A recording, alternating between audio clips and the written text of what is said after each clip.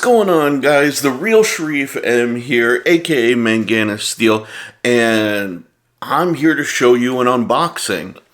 But before I get into that, I definitely want to thank you guys for all of the comments and interaction on my last video talking about Benchmate's pricing. I really appreciate it, and it means a lot. I really do think that we need to hold these knife companies up to a standard of excellence, and B, reasonable and fair pricing, which is really funny because that's going to be like a major topic in this unboxing today. But also, a few videos back, I posed this question to you guys, like, who do you think is currently the gold standard for designer-made knives? Like designers who OEM knives, and why? I mean, some good examples out there are Arcane Design, Vero Engineering, Null Knives. Who else? And if you are really big fans of them, why? Without kind of leading you guys into certain answers, let me know, please, in the comments below, what you guys have been appreciating and from who. Before I forget, please, guys, I am trying to reach 1,000 subscribers before the end of the year, and I need your help to get there. Really, any, new subscribers, I really appreciate you. It genuinely helps the channel grow, and really, I love the feedback and interaction that we've been having on my videos. So please, if you're new here, click subscribe. It means the world to me. And if you dig the video, hit that like button and drop a comment below. It genuinely helps with the algorithm, and really stuff in the knife and gun kind of sphere has been really trampled on by these social media companies. So I would definitely appreciate that support. Now, strap in. I've got an excellent unboxing, a knife that I'm very excited about. I have been waiting since November to get this particular knife, and I am going to open it up for the first time on camera. So let me switch it around. Let me grab my top-down rig and sexy mic, and we'll get into this. Here it is. And just in a plain, typical case is the newest knife in my collection. If you guys remember, I barely bought any knives in the last year, and I am focusing on thinning out my collection for things that I think just are better designed or better values, and both of those actually qualities I feel apply to this guy. So without further ado, let me just open it up and we'll talk about those elements as you guys see it. So first thing I am greeted with is this card.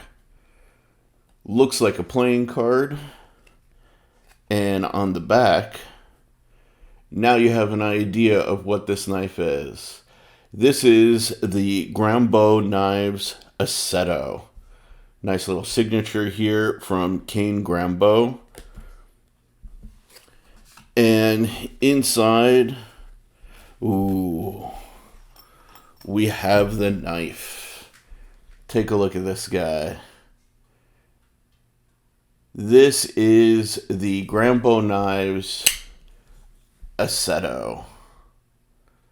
This thing is pretty. This is very, very nice. Dang. So there were a few different versions of this available when I ordered it. I preferred and ordered this one. This is the Assetto in black micarta, bolster lock, nice milled pocket clip. The blade steel is M390, And the OEM for this is Bestech. Ooh, that feels really nice, actually.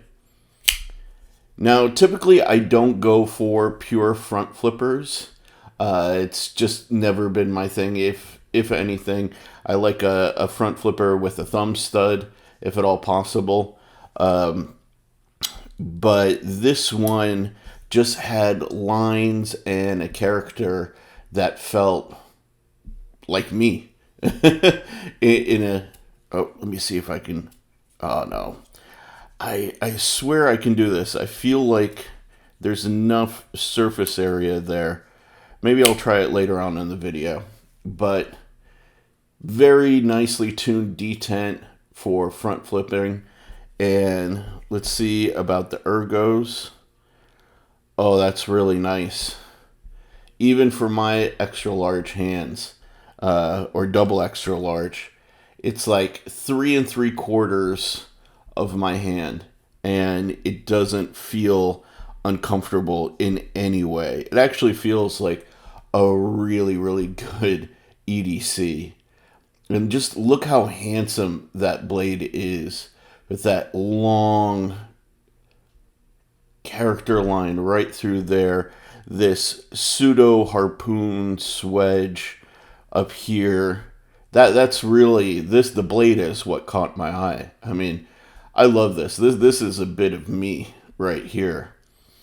Oh, and yep, the blade is hollow ground, which is amazing. I love a good hollow ground knife. And man, it's just... So one of the things I'm noticing right away that I genuinely appreciate, zero billboarding on the blade. Completely zero billboarding. I think this has to be the way things are done going forward. And I don't know if you can see it, but yeah, right there, right above the pivot. Let's see if the camera can kind of get that. He just has Grambo etched right ahead of the pivot. Let's see if there's any other... Okay. There is M390 and number 94 laser etched right onto the back spacer. I think, if I was going to be a little critical, I think that could have been done on the inside of the back spacer just to keep the entire aesthetic like super clean. But that's really, if I have to nitpick anything about this.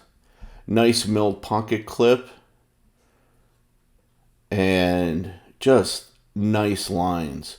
Really, I love how this line just flows and has this curvature. Yeah, it feels really, really good in hand. I feel like there's a little... Yep, okay. Just what I suspected. There's a little bit of a finger choil right here. And then that continues into the curvature of the grip. But the show side is one continuous curve. And that's what's giving me this little bit of protrusion right here to close the knife. And that's actually really clever. I knew I could reverse flick it. That's actually really clever. I have struggled at times with how to figure out doing a position on the lock bar to close the knife, right? And this is really smart. I actually really like that. And it's not like a deep finger choil, but it's just the right size, especially for my, ham hands, like my ham hock hands, my index finger. So it feels really good, actually. That's so smart. I have to give it to him. That's really nice and really subtle right there. Nope, zero blade play, no movement. Love having a straight up cross pin, stop pin right there. And yeah, that's hitting fairly deep and back into the blade here. So that's not going to affect the sharpening choil. Yep, sharpening choil, like the plunge grind hits right in the middle there. So you're going to have a good amount of life out of this blade, which is very nice. Every element of this, from what I'm seeing, is really, really well thought out, I have to say. Now, oh, dang. Okay, I don't know if I'm going to be able to get this to show up on camera. But this is the first I've ever seen this, actually. So this knife is incredibly light. He is saying 85 grams or man, I had it before and now, okay, whatever. But he's saying 85 grams or 3 ounces, and I can understand why right now, because underneath these micarta scales, the material is removed so much that it's almost like a steel liner. It's completely hollow. Like I can see the back of the micarta through the titanium, which is nuts. I've never seen anybody do that before. Let me see, maybe if I reach over here, I can get my little Lumentop flashlight here, unless it's dead. Yeah, this one's dead. Let me grab my light here. I don't know if this, I don't know if you'll be able to see this, man. Like, it's, yeah, maybe right there you can kind of see. Like, it's actually, like, skeletonized. That's nuts, man. I've never seen that. And even the lock bar side is completely skeletonized. Jeez. That explains this. I mean, don't get me wrong, like, the Grazioso, I feel, is a very light knife. It's actually, like, to me, it's a knife that disappears in the pocket, quite honestly. But, man, the Grazioso feels beefy, actually, in comparison to this, which is very surprising. And here, I have a suspicion, too. Let me see.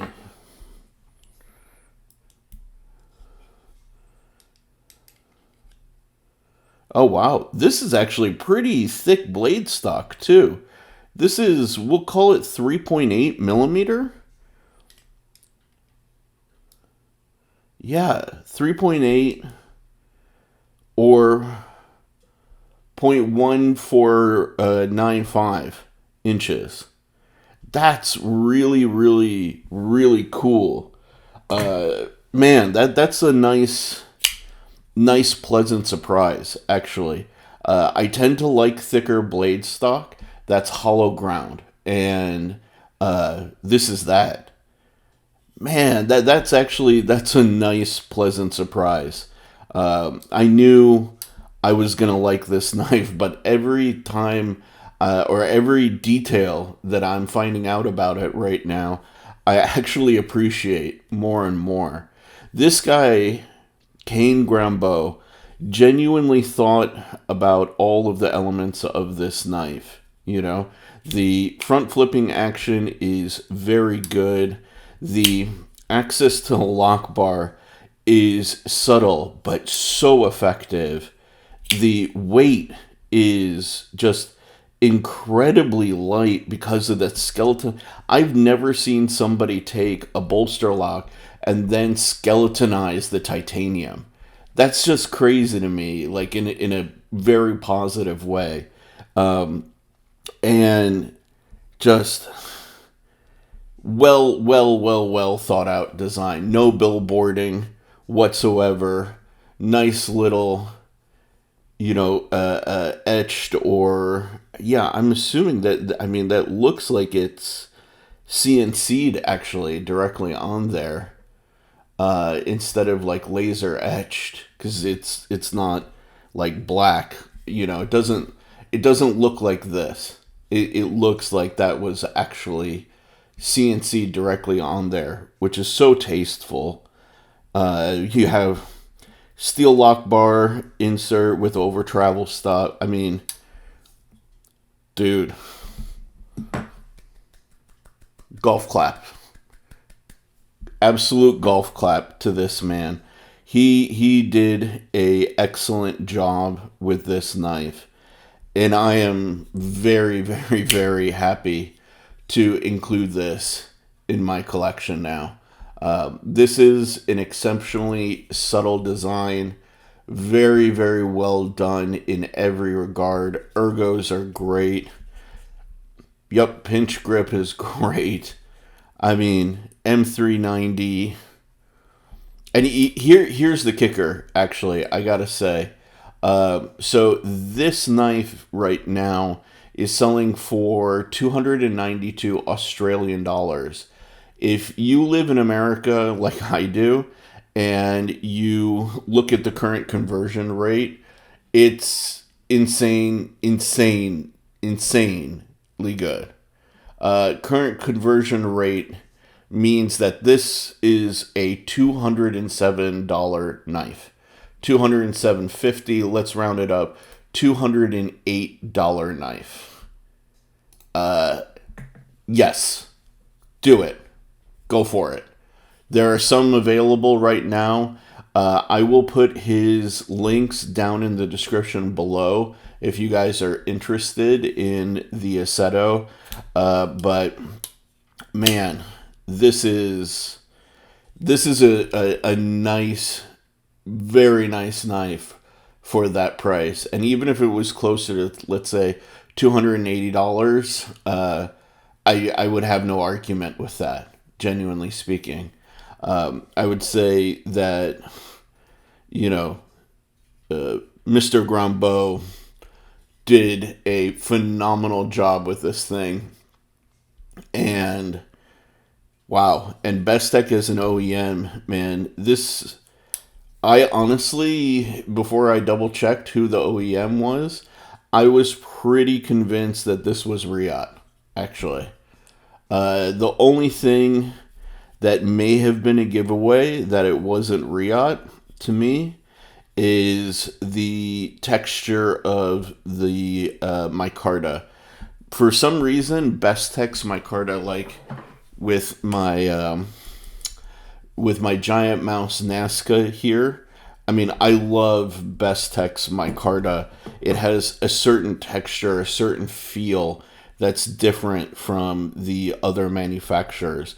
This was the only thing that had me questioning who the OEM was, because I was like, oh, this feels and looks like a Riot. And as I was handling the knife, I was like, you know what? I don't know. Let me make sure I have the website up, and I saw it said Bestech. Yeah, this is exceedingly well done, and what a value. What a value, you guys. I mean, yeah, golf claps all around, my friend. This is a killer knife. It really is, and I'm very, very happy to own it. I mean, if you think about the knives that I have purchased within the last year, I'm not going to pull out the CKF just because it's a pain, but this is it. These are the three knives aside from the CKF that I've purchased in the last year, and each one has its own sort of character and place in my collection. And man, I mean, their personalities could not be more different, but all of them distinctly useful and very, very nice.